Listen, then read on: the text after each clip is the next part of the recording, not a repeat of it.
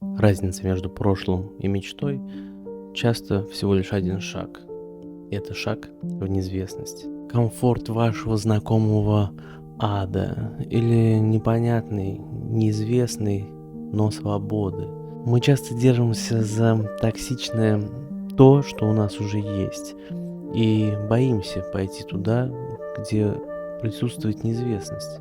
И именно поэтому мы держимся в этой не очень приятной клетке.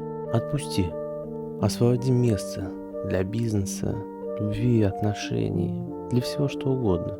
Для жизни, в которой тебя зовет твоя душа, твое истинное «Я». Прыжок в неизвестность равно путь к себе. Что ты выберешь? Сатнам.